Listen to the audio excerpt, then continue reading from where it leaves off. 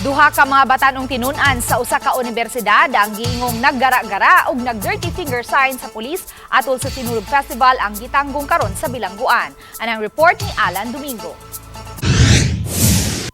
Sangko sa langit ang pagmahay dungan sa pagpangayo ug pasaylo kining duha ka mga batanong estudyante nga naa karon sulod sa custodial facility sa Waterfront Police Station.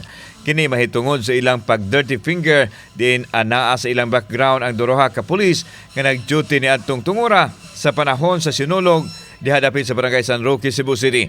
Apan pasabot nila nga dili nila intensyon ang mga pulis kun dili ang ilang ka grupo diin gisinda nila ug hulagway aron matultulan sila ug naatlan lang nga na ang mga pulis sa ilahang background. Kung mga yung pasaylo, nadara gid ko sa kiyatir ato, wala gid ko intention nga manda pag pulis gid.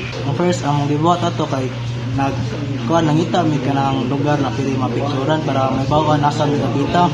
Moto sa first picture na mo kay naka-face ra jud mi. Yeah. Dugay mo jud kay sila ni reply. So moto sa mga pagkaduhang picture kay kuan na dirty finger mi. Nasayran sa opisyal sa kapulisan nga gibuyag na sila sa mga pulis kay hilabihan ang ilang pagara nga nisangpot na ngadto sa pag-dirty finger sign. Gikadakdang paskanog kasong unjust vexation ang duha ka mga tinunan. Apirmi ra ba gyud ang pagmahay na agyo na sa ulahi. Pasagana tong kaso mo. Yes, ug dili nato na kasuhan, pamarisan na sa uban.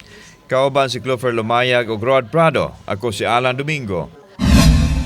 GMA Regional TV Live.